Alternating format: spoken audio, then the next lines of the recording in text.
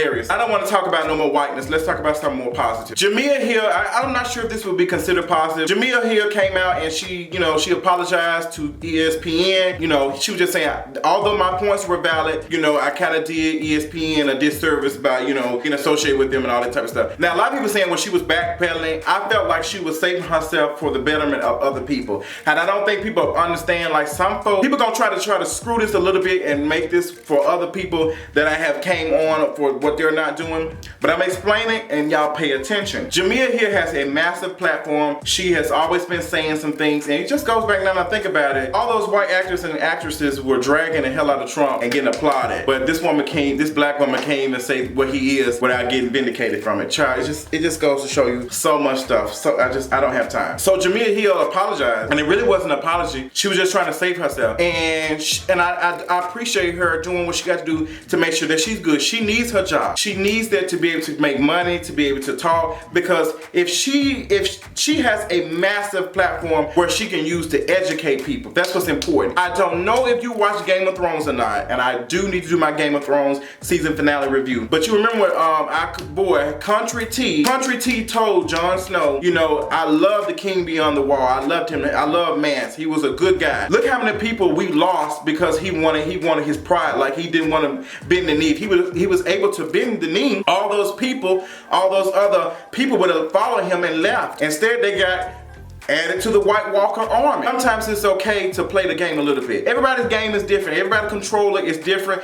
I feel like Jameel Hill knows what she's doing. She's doing what she got to do to make it. And some folks just want to kick the door down and be the first ones to be shot. Like, it does not work like that. You have to be strategic when dealing with white supremacy and all of that, because if you ain't ready to sacrifice yourself, don't tell somebody else to sacrifice themselves. Now, some folks gonna say, well, Justin, you were hard on Todrick Hall, and maybe he's playing the game a little bit to get to where he's at. But Todrick Hall already has an enormous platform. He's been doing a lot. He's that person, like, people know him. Todrick Hall is a name, he's a brand. So how much other stuff does he need to build to be there? Like, what does he need to do? Like, Todrick Hall has the opportunity. I don't think he's interested in it. Especially given all the receipts that we have. He did a whole song talking about some, he doesn't see color with his white boyfriend. So, or whatever, it was a white boy in the video, he said he doesn't see color. And I don't trust black gay men who wear color contacts anyway. Cardi B's single, Bodak Yellow, is #2 on Billboard. I have been playing it. I want Cardi B to be #1 on Billboard. I want her to dethrone Taylor Swift. I want her to be dethroned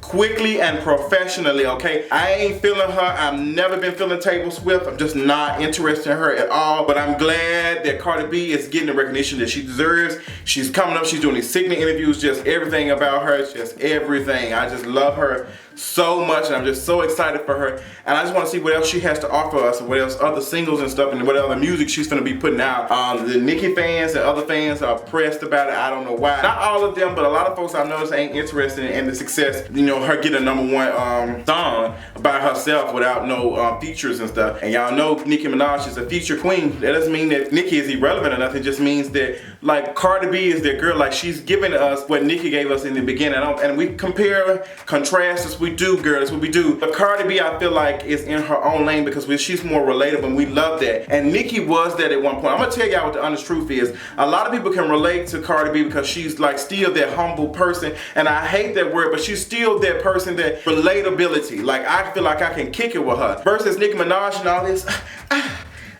It's a way to do it. And a lot of people turned off by that. Ask Tamar Braxton. Girl, Tamar said she ain't doing no more music because folks ain't interested in that mess she been doing. And she done flopped 3 times, girl. And now she said she ain't doing no more music. Now, y'all remember last year, homegirl said she was working on a project with Steve Harvey on her own TV show. Where they at, though? We ain't seeing them. But Cardi B, congratulations to you, honey. I hope that you and your stuff is going to be doing amazing. I hope that you get #1. You deserve it, sis. Since we talking about Tamar, y'all know Tamar about to release her album. She said this is going to be her final album. She's done with music. Tamar, I feel like you should not be done with music. You should be done with all the extracurricular activities that you be doing. You're so interested in being a gossip blogger that you're not putting your 100% in your craft and your music. You're very talented vocally in the studio, not live. But you are that girl, and you need to focus on that. I feel like you just was stretched too thin, and you had the wrong team around you, and you had the wrong supportive people. You had a whole bunch of yes people behind you, and you had yes God people behind you. Like, yes, bitch, yes. You didn't have no people were being honest with you and telling you what the tea was, but hopefully you can find that place, get it, do it, flip it, reverse it, whatever you need to do. T.I. and Wendy have been at it, and when I tell you, it's a little bit hilarious, but a little bit sad. T.I. took to Instagram and he said, hey, we don't need to be dragging Wendy like she be doing everybody else. We don't need to be body shaming. We don't need to be doing that.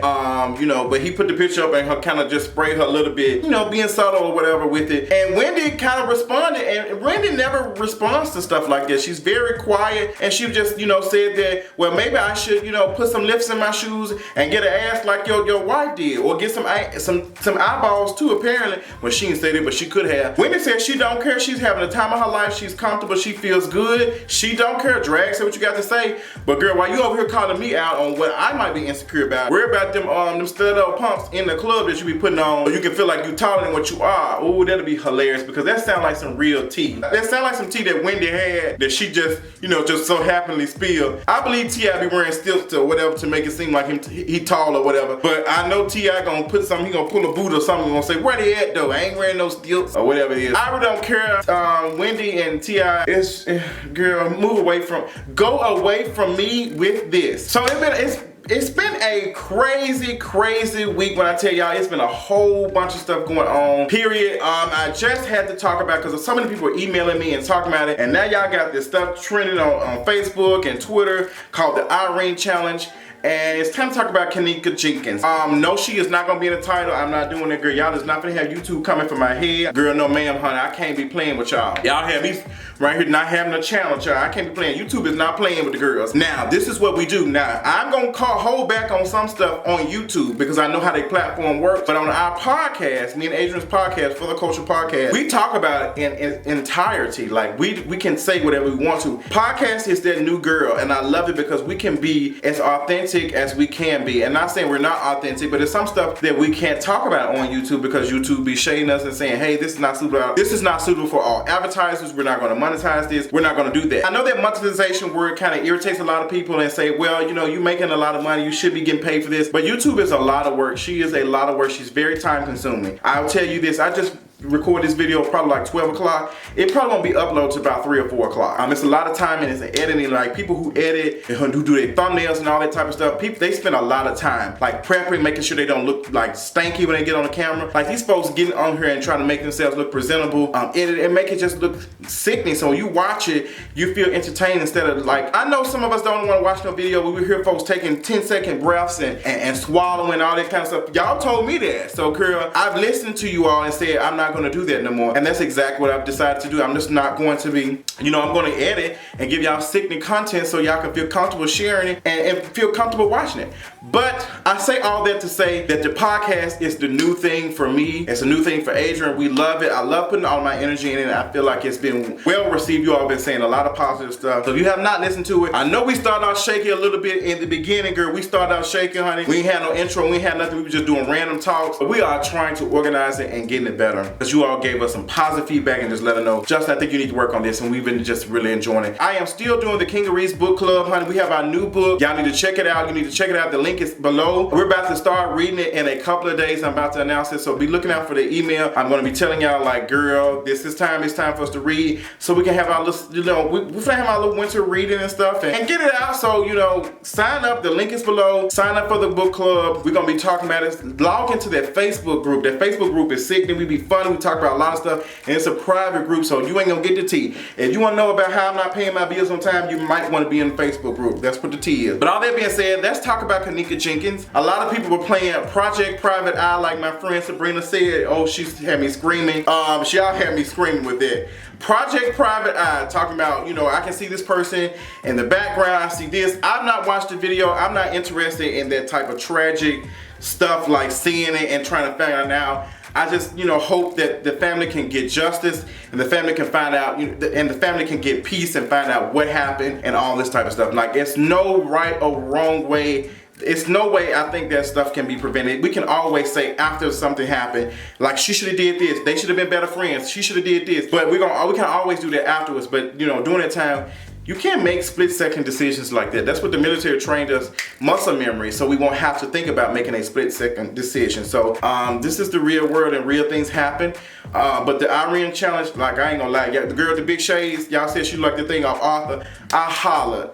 Girl, when some dude had on 2 big CDs on his eyes and he was just hollering about it. The guy had 2 big CDs and he was talking about it. He was like, what's up, Bree? I love you, you cute, happy birthday. I like to die. I like to die. It was so funny. Situation is not funny at all because someone lost their life and a lot of people don't know what's going on. But I think people are trying to take this like it's like Love and Hip Hop or something. Like everybody's trying to, you know, find out what's going on, and it's like my friend said, Project Private Eye, and it's annoying, girl. I guess everybody went to ITT Tech before they closed down and feel like they can do some criminal justice type stuff. But girl, that's what it is. Me and Adrian talk about it in its entirety on For the Culture Podcast. If you want to hear about it, make sure you check out the last episode, New Phone, Who Dis. That's all I got for y'all this afternoon, this evening, this Monday. Make sure y'all checking out my video about Kevin Hart, and make sure you're checking out fortheculturepodcast.com. I'll talk y'all later. Bye.